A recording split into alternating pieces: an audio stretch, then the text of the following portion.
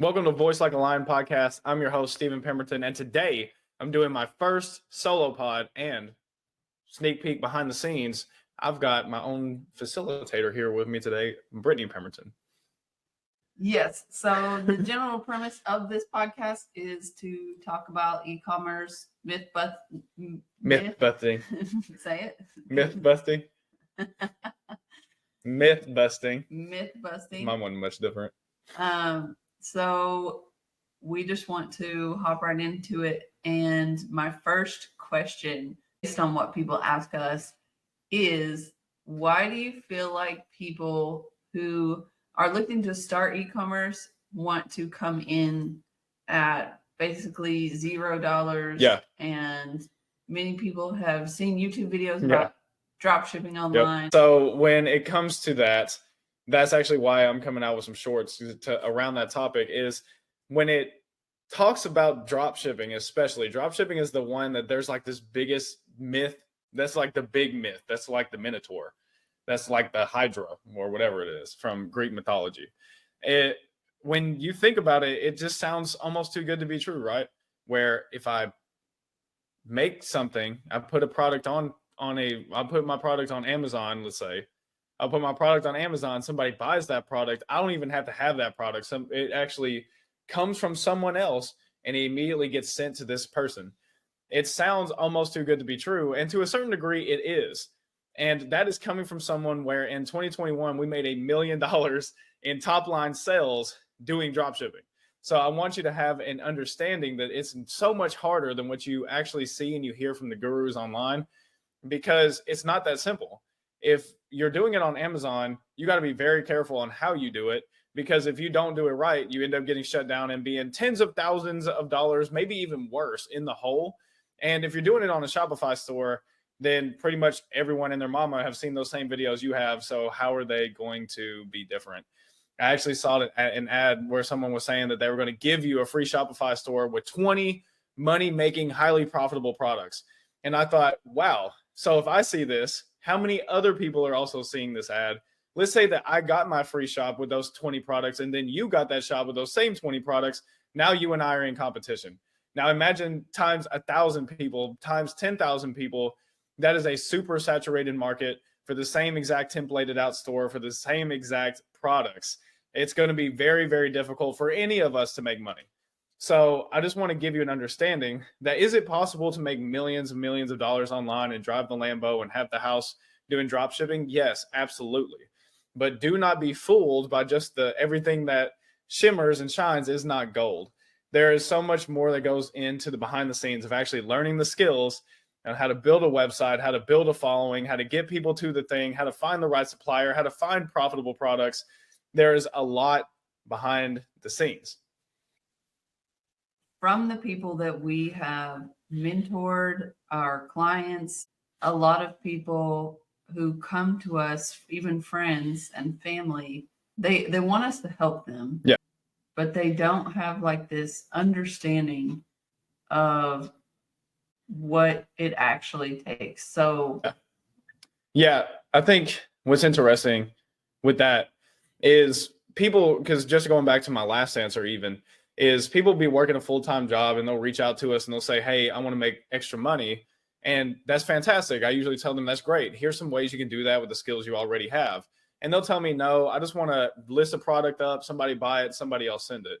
But there's so many skills, like I just talked about, that you need to have to actually make this thing not just a flash in the pan. Yes, you can absolutely go and make money right now today.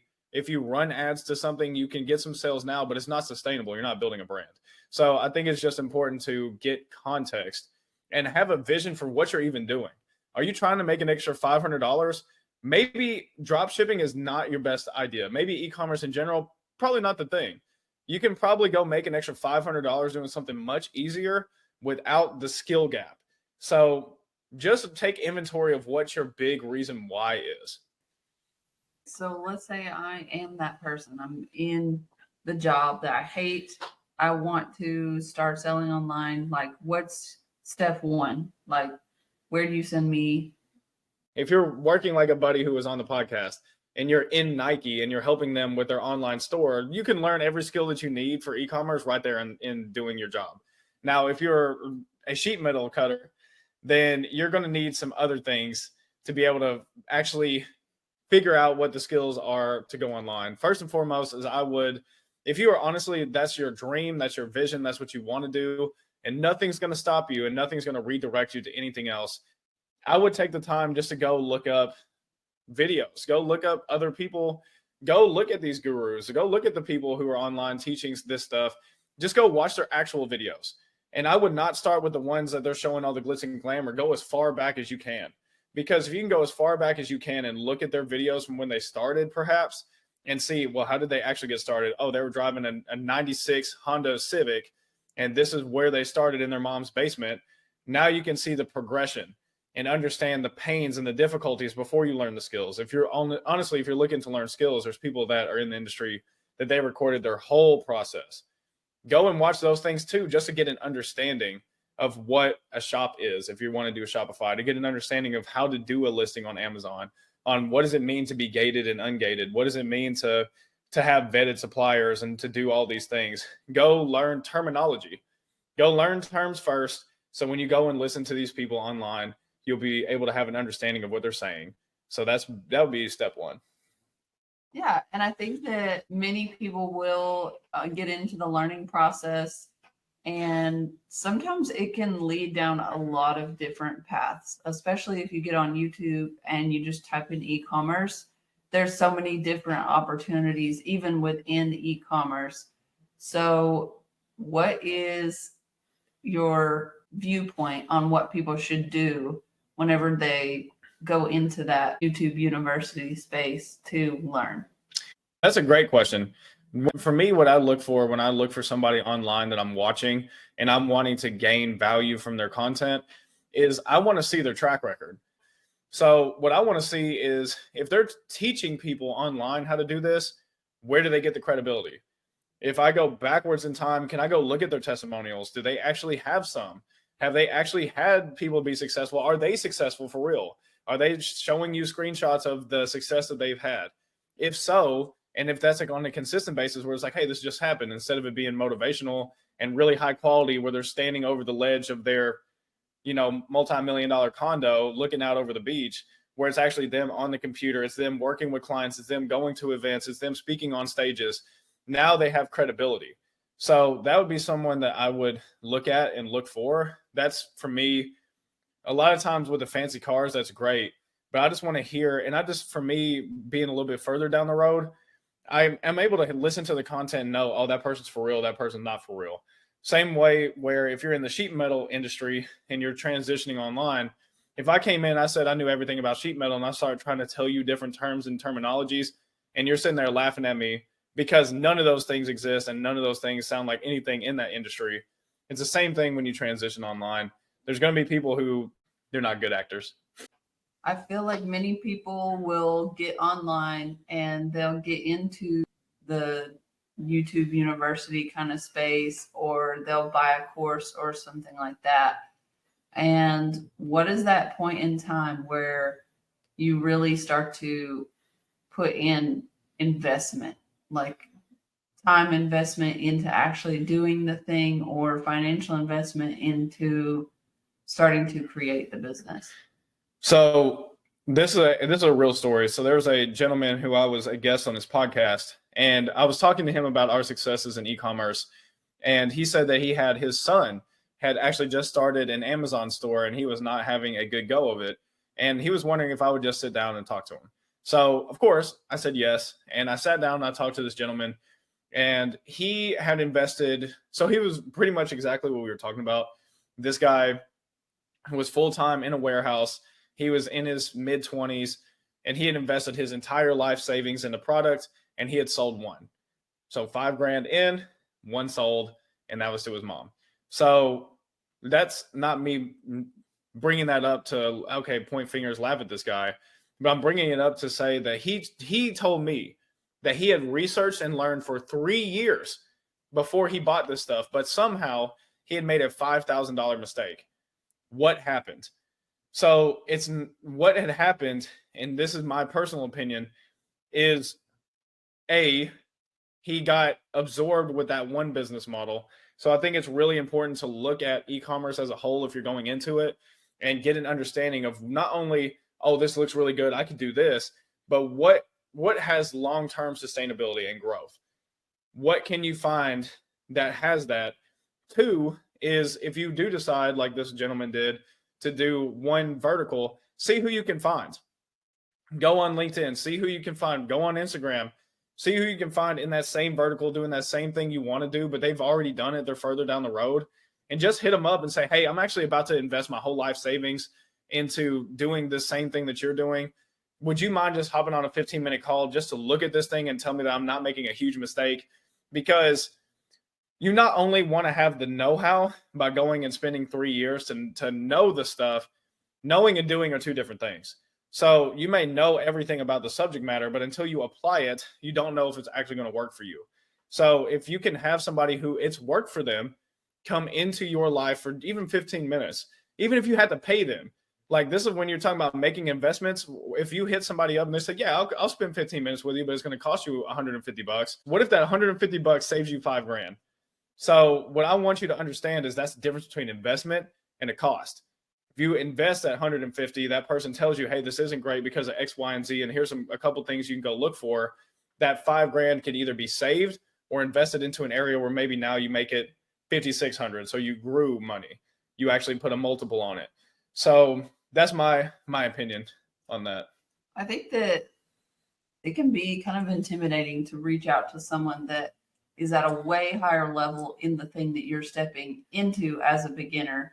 And it can kind of be intimidating to either think that they may not even give them the time of day, or that they may be completely rude to them. What is your experience with reaching out to people at a higher level? Have you experienced anybody tell you, no, get out of my face? Oh, yeah. Or like, what is the full scope of that? Do you feel like that fear is valid, and how would you overcome it? I mean, I think that fear is 100% valid, and it's also 100% invalid.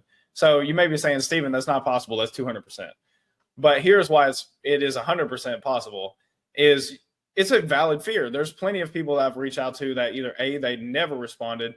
Actually, three things is either they never responded, they saw it, never responded, or three, they told me to get out of their face.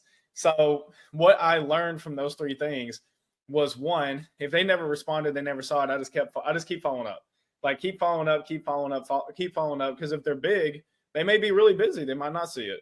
And then honestly, if this is someone that you've been consuming their content on the daily or on the weekly, and they're not responding to you on this channel, figure out what other channels they have and reach out to them in different ways, because eventually they'll see it. Eventually they'll give you some kind of correspondence, or their assistant will.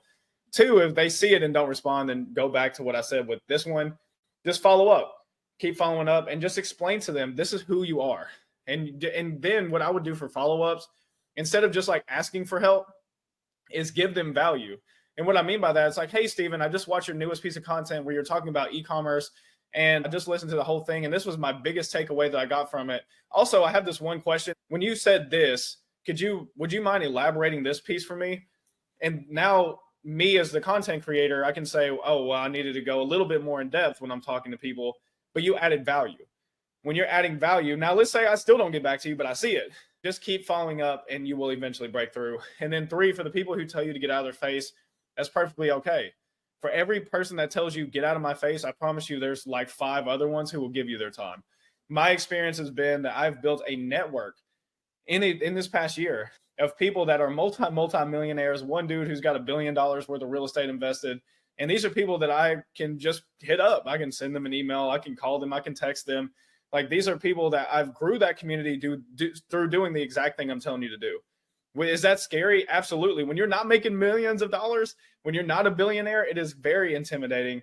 And those people at the top of whatever their industry is, they're just excited that somebody's hungry enough to learn. When they reach out and they get that yes, because I feel like many times you have gotten that yes, and people have been so gracious. No matter what level you're at, you're not telling them you're at their level. Oh, no. You're not telling them you're even close. You're just saying, hi, I'm here to learn, basically, with your questions. So my question is let's say they do get a yes.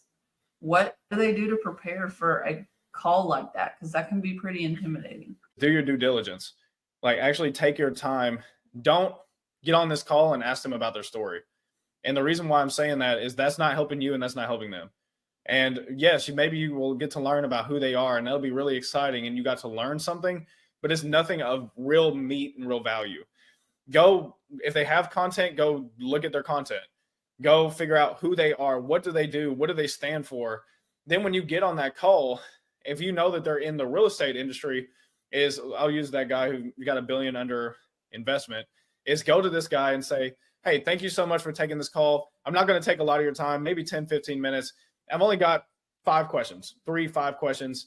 One of them is, so you've got all this real estate under investment. How did you even get started doing that? Like, if you're talking to someone like me, I have $0 of real estate under investment. If you had to go back to the beginning, whatever the variation of the question is, if you had to restart today, how would you get back to $1 billion of real estate under investment?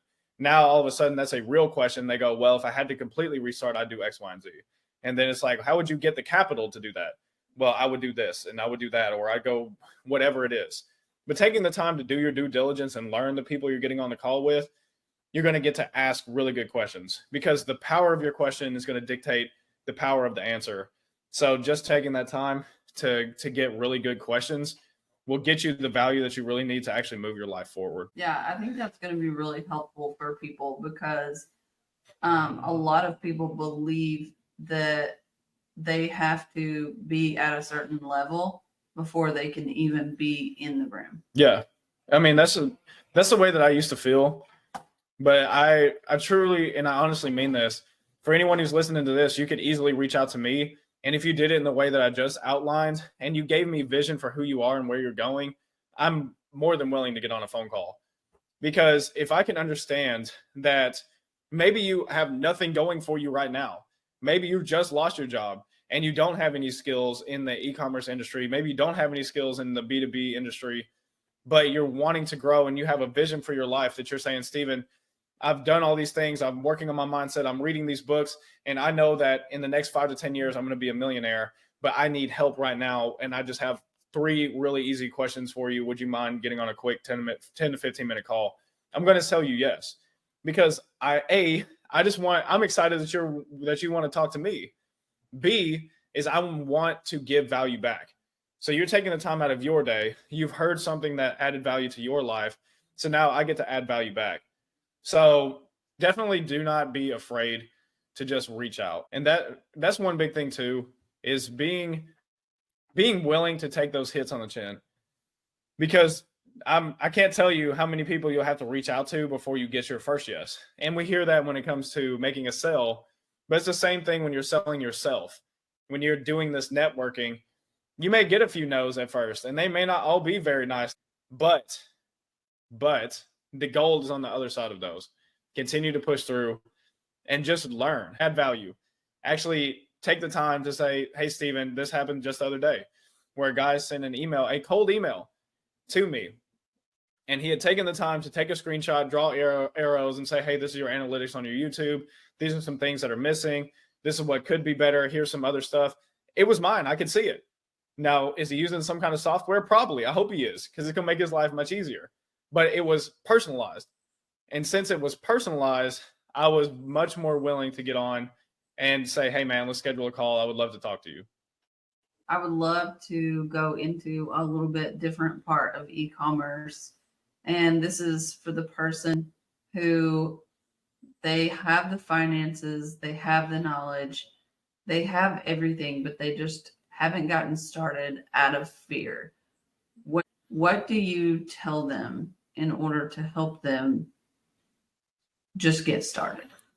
You got to mitigate your risk. So like one of 2 different things is either A, you hire people to do the things. Let's say you do have knowledge, but you don't have a way, you've never really applied it. You've been too afraid to like mess something up. Is going and finding a team, a person, whoever it is, whatever it is, software to be able to actually do that thing for you. Make that investment, do that.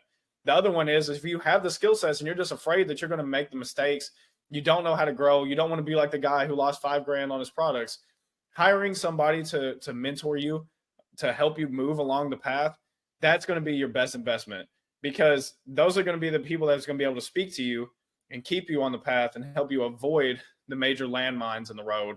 So those are the two major ways that I would go about it. And my encouragement to everyone, if you do feel led to e-commerce, is just don't quit after the first attempt. Like, if you're in the middle of it, there's a gentleman that I know that he's done e-commerce in the past. He sold on Shopify in the past, and then he had to shut it down, and he went and worked a job, and now he's trying to fire it back up, and he's getting a few sales each day, or maybe one. Don't quit. Like, even in the valley season, don't give up. If it doesn't look like it's going well, just continue to improve. And improvement is not, okay, I'm 400 pounds today. By the end of the week, I'm gonna be 250. Like, that's not realistic improvement. Yes, maybe that is your goal, to get down to 250, but set a time frame that seems realistic. So like a year, let's say I want to get down to 250 in a year, then work backwards. What would it take to actually get to that point? And the most important thing, I've heard this a few times from really highly successful people, is think, if I was somebody who was extremely healthy and they were just jacked, how would I think? What would I do? Well, I would probably not eat an entire pizza by myself. In terms of business, it's like, well, maybe I wouldn't go buy a new pair of shoes. Maybe I would invest that in a mentor. I would not take that trip. I would invest it in a team to help me grow my business. So thinking about it in the standpoint of where you want to go, as if you are already there, looking backwards, how would you do it? If you execute that plan, even if you don't hit the goal, you'll be significantly closer.